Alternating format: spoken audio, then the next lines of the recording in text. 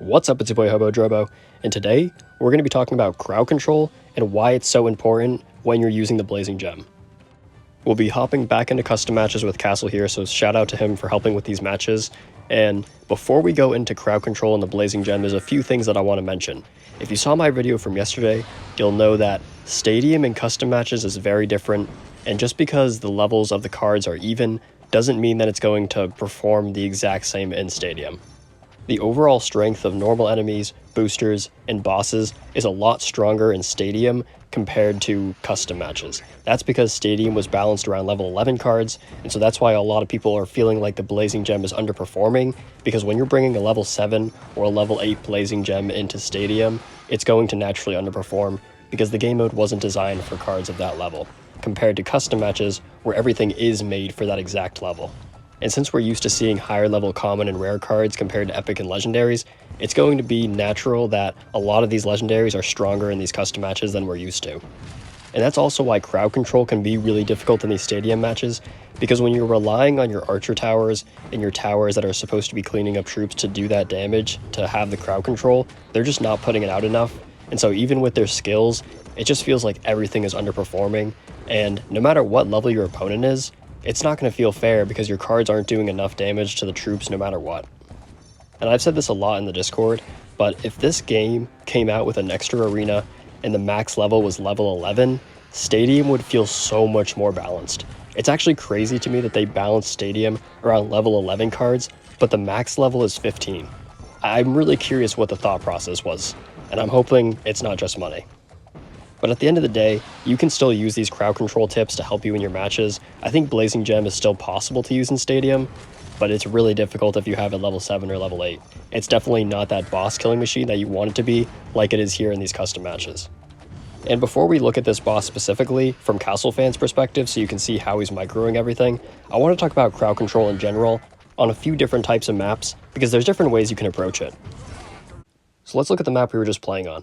This is what Castle fans' approach was, and so while I was doing something more similar to this, where I was letting both of the lanes collide into each other to create that choke point, what Castle does is he makes his own choke point, and that's really useful on these maps where there's two portals that are really far away from each other. You're able to create new choke points if you have a good hero or a good spell cycle. And so by making your own choke points on these maps with duo lanes that are really long, you're able to get a lot more value earlier on in these boss waves compared to me, who had that approach where I was letting everything walk down. He had already gotten most of the boss health down by the time mine had reached that choke point. And this is why crowd control is so important in Kingdom Rush games, because a lot of people want there to be a targeting option for these towers, and I just don't see that happening. You may think it's quality of life, but Kingdom Rush has always been that way, where you really have to manage how your towers are attacking specific things. And so I think we only see that in very rare cases, like the Twilight Longbow, where you can have the targeting option be for high HP troops or the troops that are in first. This is another example of that dual lane map, where you can have that initial choke point coming through. You could put Barasat at that top right, and that's what Castle was doing in our match with the Rangers. He was waiting for that boss to come right up to those first two tower spots, and then he hit it with the poison over and over again and got it down right away. That's something that's really effective on this map, and I wasn't able to take advantage of that because I was trying to get the boss down to that bottom choke point, where I thought that, there's a lot more towers attacking it, but for timing reasons, in these custom matches, the bosses are a lot easier to take out, and you want to get on them as soon as they come up. Although in some maps, you do want to find the balance between getting it in a nice choke point and getting it down fast. So for example here, I feel like there's a lot of choke points, and so if you look at the choke point that's right next to the barbarians on that right side, I like to have a Blazing Gem in that middle spot, and then as soon as the boss walks up, I'm able to get most of the crowd control under control, and then get it targeted, get it distracted by the barbarians, and the Blazing Gem just goes crazy, and I'll show you that in our last replay.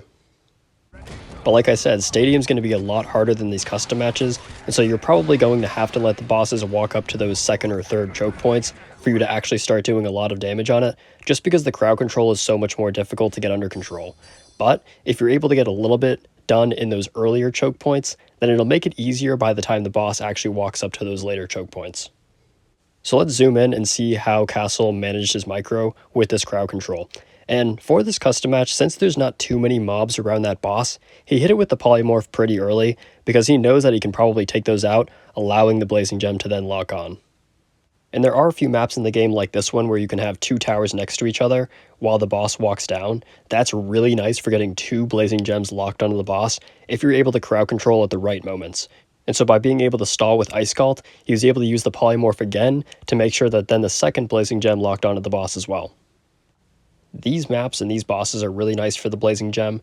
Again, these win conditions can be very map dependent, and so that's why it's hard to put it up against something like the poison arrows.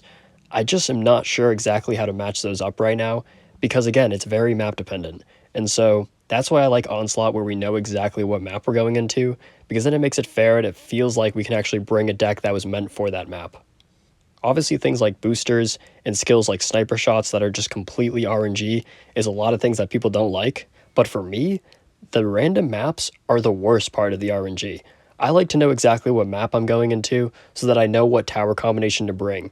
That's what makes Kingdom Rush Alliance and Kingdom Rush Vengeance unique in my opinion, because you can cater your lineup to specific maps. That's why I like Onslaught again. I've been preaching that this entire time, and so I wish we could see that in custom matches where we could pick what map we're playing on eventually, but for now this will do. I think it's also one of the major flaws of Stadium right now, and it's why we're seeing this hard meta of Musketeers, because if we saw the same map every day, it would change up the meta every single day, and there's no other PvP game really like that. So hopefully if they decide to add a ranked mode in the future, it's separate from Stadium, and it's catered more towards that, kind of like how the events are right now. So shout out to Castle for showing off nice crowd control with the polymorph. If only Stadium matches were more balanced to where we could actually pull this off a lot more, I think people would stop complaining about the blazing gem as much. So let's look at one more map where I really like to get crowd control in this right lane where that bandit camp is. It's really nice for stacking up spells and stacking up towers to destroy everything that's coming through there. And then that allows you to make sure that that blazing gem at the bottom locks onto the boss. And once it locks onto the boss, it's over. Now in this match, we were kind of just playing around. We both went in with random decks and went full out on each other. Although with Castle here, it was really difficult for him to get any choke points going because of the smoke bombs in the initial part of the round. The boss just walked right through, the arcane couldn't really get any damage on it, and so by that point, since his initial setup is in the middle there, I was able to cover it with the smoke bombs and get a lot more value. And something that I saw as well is that the blazing gem doesn't reset if there's smoke bombs, which is very interesting as well. I think that's fair. It would be way too strong if it got reset. But the smoke bombs can disrupt the crowd control, making it harder for the blazing gem to lock on in the first place. So that's something to keep in mind too. Here I was able to get the lock on. You can see it's going crazy. There's not enough troops behind for it to really matter. Barisad's going in on it, and I also have the battle mecha reaching into that other lane. And so the biggest thing that I got out of these custom matches is that your decks really have to have a win condition built around killing a boss, because most matches are going to end like that. Compared to Stadium, where a lot of people are under-leveled, nobody really has a level 11 deck yet, it's going to come down to who can stall the boss. So that's why I'm still using Icy Zone with Stun in Stadium compared to something like Polymorph and Sabotage in custom matches, because you can really afford to get rid of that extra stalling and go all in on damage in those custom matches, which also makes it a lot more fun because I'm actually trying new spells out. So I hope you guys got something out of that. If you're struggling with crowd control, try to separate the lanes into two when possible. It makes it a lot easier, and your hero usually helps with that a lot. So thank you guys for watching. Here's a little sneak peek of what we're going to be looking at tomorrow. That's right, Sir Gerald Lightseeker is finally making his way to Onslaught, and I was able to go 6-0 with Gerald on this map. So, not too shabby. I also used Ingvar for a match. That was very fun as well, so we'll look at that tomorrow. Otherwise, good luck in your next battles, and I'll catch you in the next one. Peace out.